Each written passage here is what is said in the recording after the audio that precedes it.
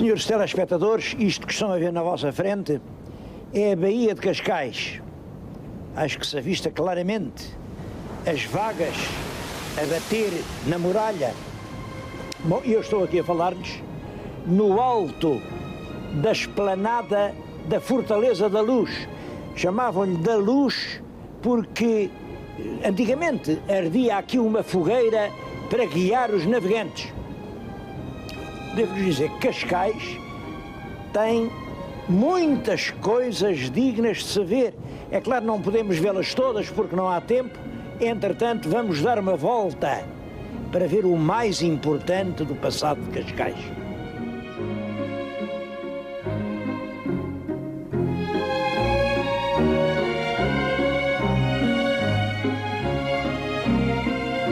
Os senhores telespectadores vejam onde eu vim começar este programa.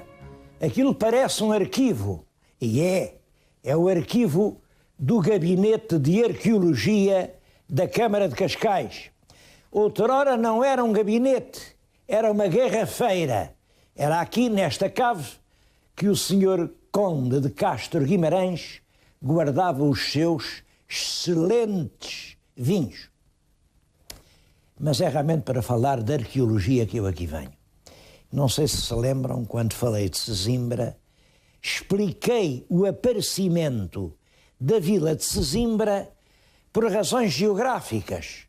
Há este grande troço de costa, uma costa que corre sem abrigos, do sul para o norte, sul-norte, mas aqui, subitamente, um troço de costa leste-oeste. E é neste troço de costa que vem a nascer Sesimbra, numa pequena baía. A situação repete-se em relação a Cascais. Volta a haver aqui uma costa que corre do sul para o norte, sem ancoradores, sem abrigos. Mas aqui está uma bela enseada a que hoje chamamos a Baía de Cascais. Eu tenho aqui ampliado o Concelho de Cascais, reparem, isto, em ponto maior, e aqui está, ampliado o abrigo marítimo, onde veio a nascer a Vila de Cascais. Naquele outro mapa, compreendem cada um daqueles círculozinhos negros, e são às centenas, é uma jazida pré-histórica. É realmente esta situação geográfica que explica a extrema riqueza da pré-história no Concelho de Cascais.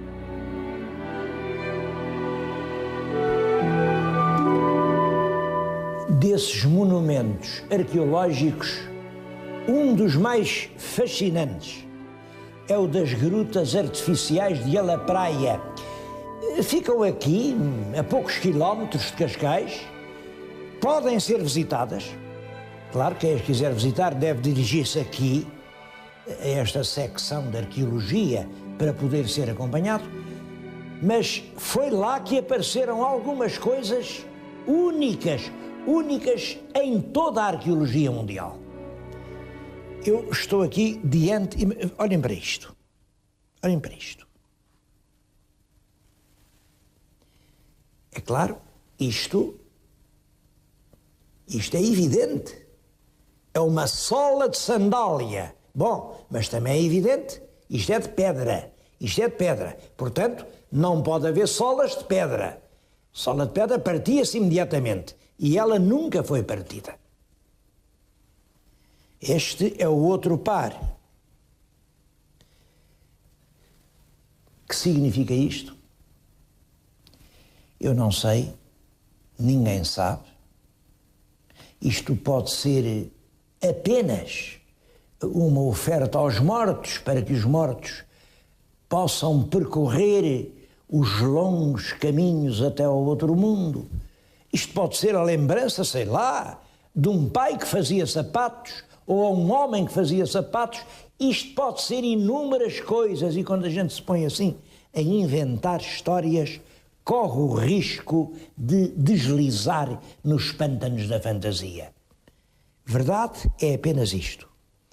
Estes objetos, profundamente enigmáticos, foram feitos há cerca de 5.000 anos e foram encontrados nas grutas artificiais de La Praia. Um outro objeto muito, muito interessante, isso já tinham aparecido vários, é isto. Isto é uma placa de pedra, como vê, pedra, é rija, e tem 2 orifícios. Tinham aparecido vários. Para que é que isto servia? Isto... Bem, houve quem pensasse, eles se calhar traziam isto ao peito, sei lá, se isto poderia ser pintado, talvez. Bom, a certa altura começou-se a ver que isto estava muitas vezes junto dos esqueletos sepultados e estava aqui, situado desta forma, no braço direito, numa proteção do punho. Bom, e daí a identificação deste estranho objeto. É o braçal do arqueiro. Estes homens eram hábeis caçadores e tinham arcos de setas que já tendiam a corda ia à frente, mas quando voltava atrás com uma extrema violência, se eles não tivessem o pulso protegido por esta placa de pedra, eles podiam cortar os pulsos. São apenas 2 das coisas que apareceram no riquíssimo espólio das...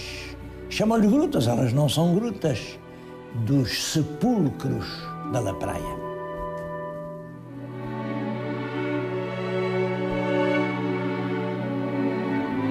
Bom, depois, já nos tempos históricos, há aqui em Cascais muitos vestígios de uma ocupação romana relativamente intensa.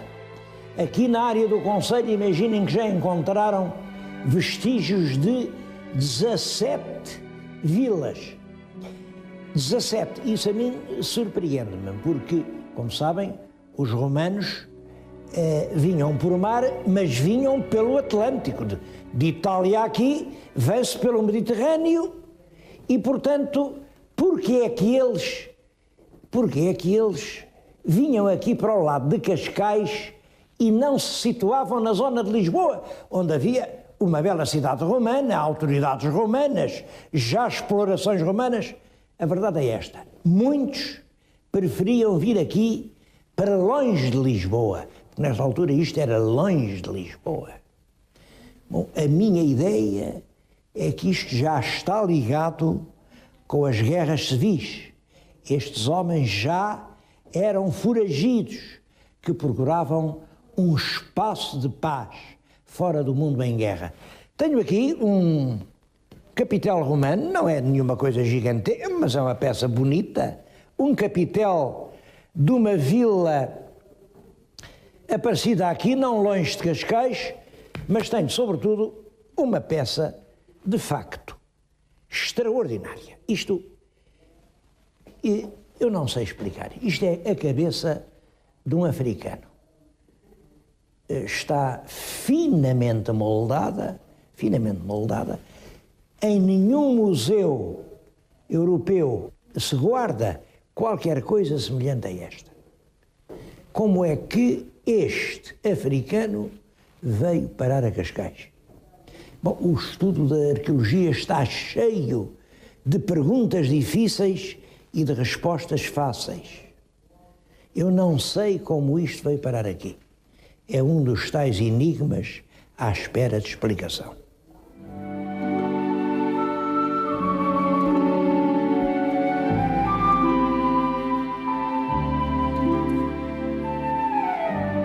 Bom, a verdade é que os romanos não construíram aqui nenhuma cidade que deixasse vestígios importantes.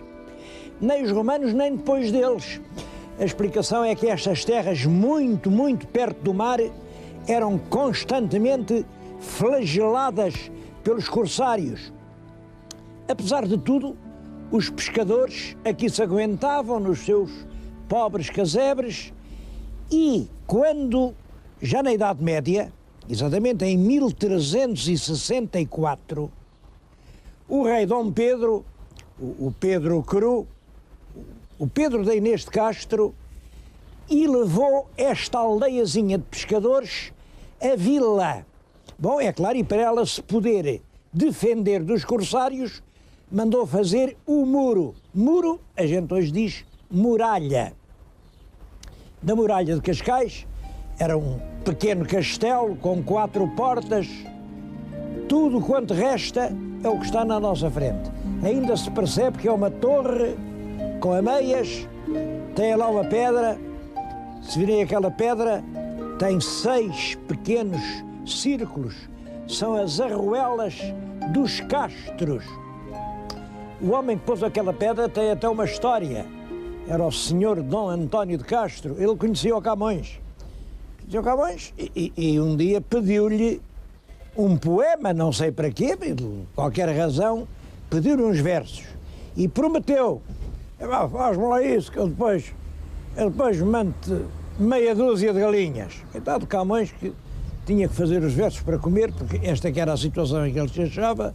Lá fez os versos e tal, lá se esmerou, mandou os versos ao senhor Dom António, e o senhor Dom António deu ordem a um criado, leva lá meia galinha, meio frango, cortou uma galinha ao meio, mandou meio frango ao Luís de Camões. O Camões recebeu e agradeceu o meio frango, mas agradeceu com esta trova que ficou célebre: 5 galinhas e meia deve o senhor de Cascais, e a meia vinha cheia de apetite para as mais. Vejam como, devo dizer que do senhor Dom António de Castro, senhor de Cascais, isto é a história assim que mais lembra, ficou conhecido por isto, por não pagar uma dívida ao poeta. Cascais fez bem que recorda na sua praça principal o rei Dom Pedro, porque realmente Dom Pedro é quem transforma a pobre aldeia numa vila que a partir daí vai crescer. Mas perto, muito perto, da estátua de um rei, do rei Dom Pedro, vê-se o busto de outro rei, o rei Dom Luís. É porque realmente tanto fez um como o outro por Cascais. Um fez de Cascais vila, o outro transformou-a numa estância balnear, aonde a corte gostava de vir.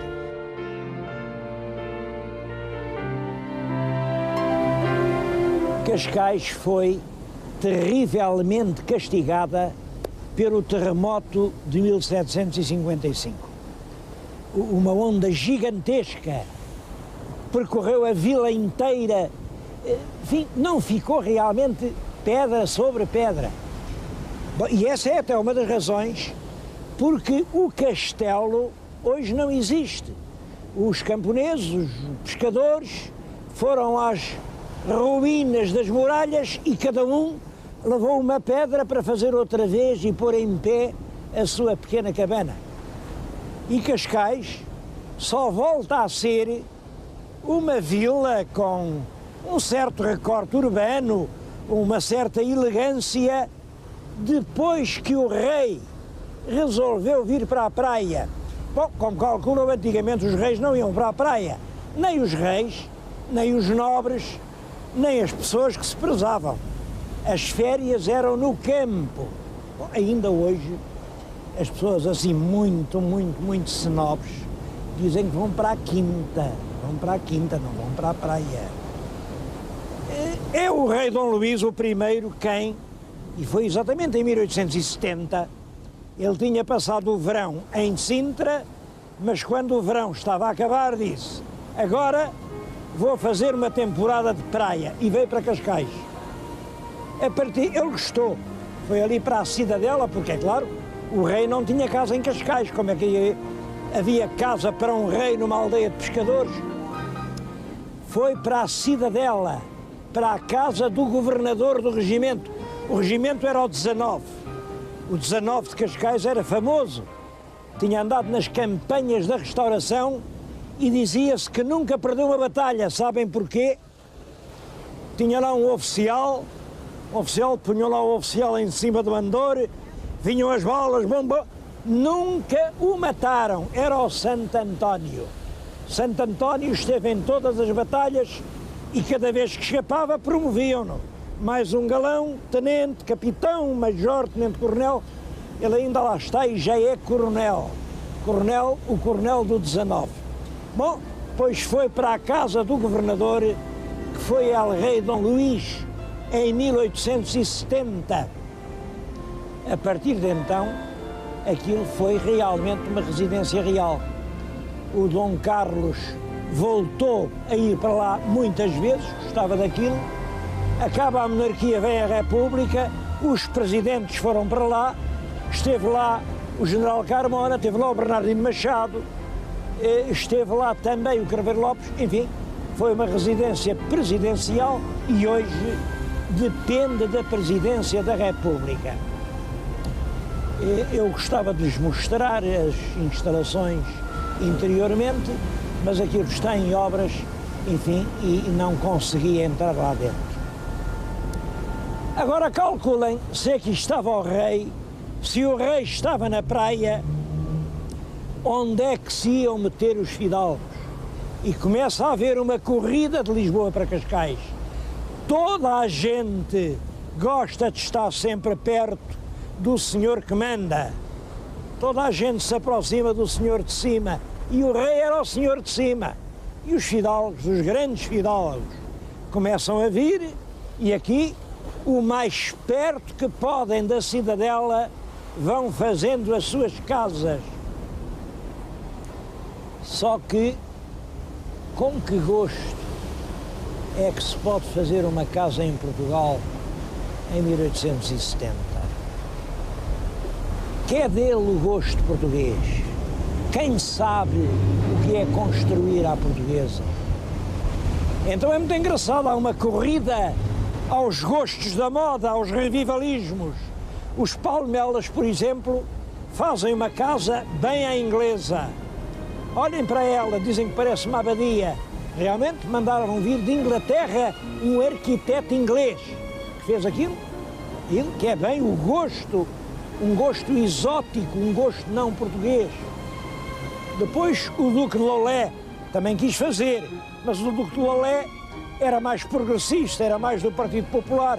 Qual inglesa, qual história? Fez uma casa à francesa. Mandou vir um arquiteto francês, a casa é à francesa. E os suíços? É claro, os chalés suíços são mais ali no Monte Estoril. Mas olhem para aquela casa que era dos Herédias. Tudo aquilo é querer fazer lembrar Suíça. Até que, enfim, houve um que se lembrou. Vamos fazer isto à maneira de Portugal. E surge, então, o que eles diziam que era um gosto português. Esta casa foi construída por um banqueiro, Jorge O'Neill, e tem os elementos, lá tem umas coisas a quererem parecer manuelinas, lá tem os elementos góticos, lá tem os azulejos, lá tem as janelas de guilhotina e a torre, sobretudo a torre. Uma torre a lembrar os nobres palácios medievais, que aliás nunca existiram em Portugal. Pois bem, isto era um modelo de bom gosto para as pessoas que sentiam a necessidade de inventar um estilo português. É neste movimento que vem a nascer o Raul Lino. Jorge O'Neill fez a casa, mas passado pouco tempo vendeu-a a um sócio, o Manuel de Castro Guimarães, seu sócio nos negócios da banca e também um homem ligado à alta finança. Hoje pertence à Câmara Municipal de Cascais e é o Museu de Castro Guimarães. Podem crer que é um museu que merece uma visita. Nós vamos entrar lá dentro.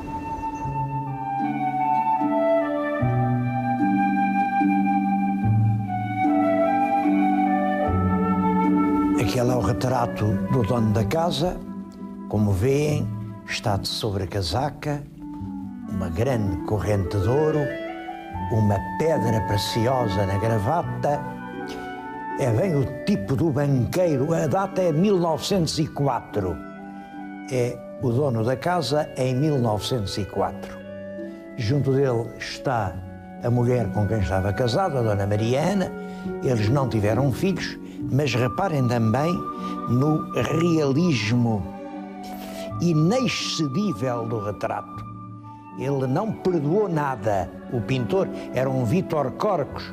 Ele foi pintor da família real. Um pouco por essa altura, pintou a rainha Dona Amélia.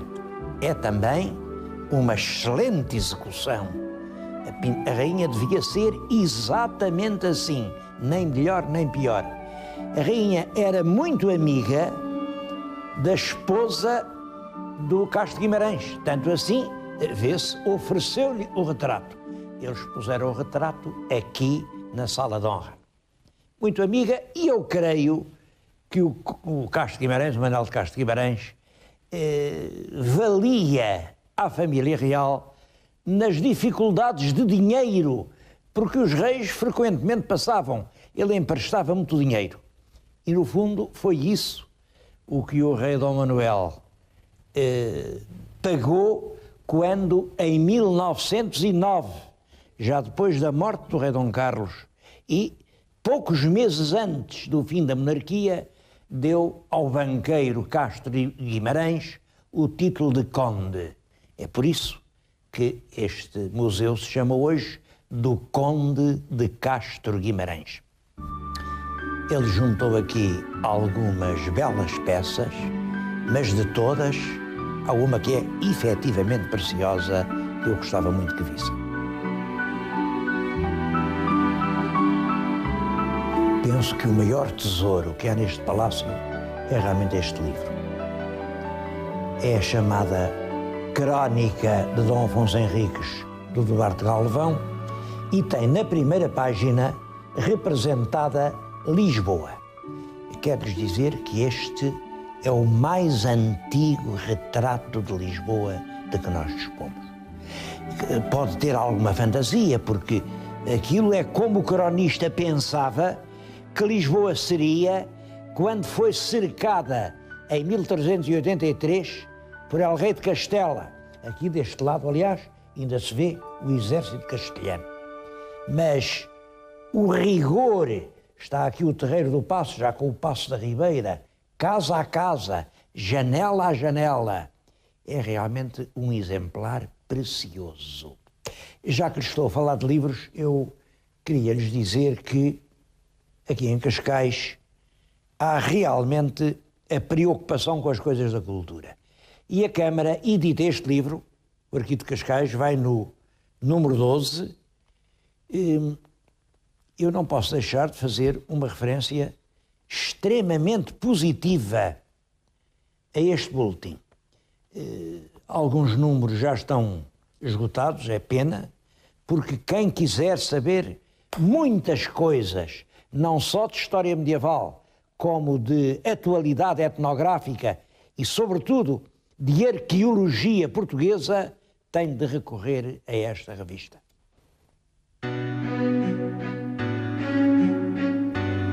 Mas não era propriamente para falar de livros que eu vim hoje a Cascais. Eu não queria acabar sem fazer referência a um dos aspectos tocantes desta povoação. É o papel de refúgio, de último abrigo, que ao longo do tempo a terra tem tido para as famílias reais.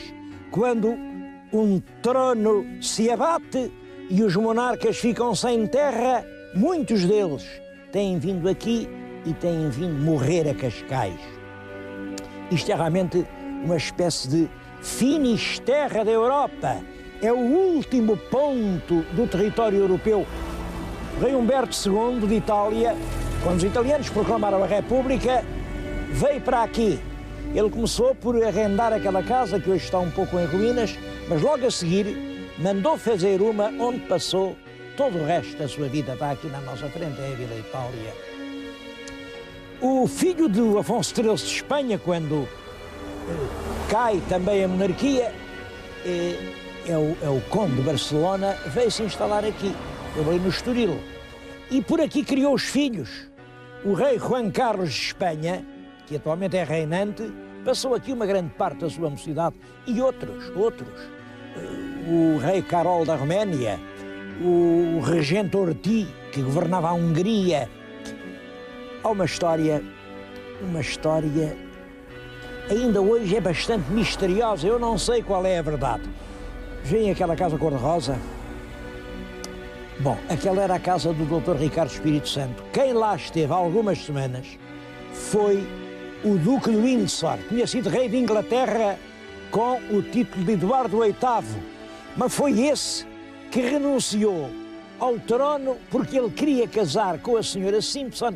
A senhora Simpson era uma senhora americana, estava divorciada, e diz-se que foi por isso que ele teve de renunciar ao trono. Bom, aqui em Cascais contam outra história. Diz que ele esteve aqui nesta casa há algumas semanas à espera de uma oportunidade de se escapulir para a Espanha. Porque em Espanha ia uma caçada, era no tempo do Franco, na caçada caçavam-no a ele, levavam-no para a Alemanha, sem dúvida que ele tinha muitas simpatias pelo regime alemão, tinha relações pessoais com o Adolfo Hitler, e aí estava um belo trunfo para os nazis terem em seu poder o rei da Inglaterra. A verdade é que ele não pôde sair daqui para onde queria, e quando saiu foi lá para o seu remoto e longínquo governo das Ilhas Bahamas, onde passou uma data de anos e só voltou à Europa quando já estava velhote. Mas ainda hoje aqui em Cascais, há pessoas de famílias reais.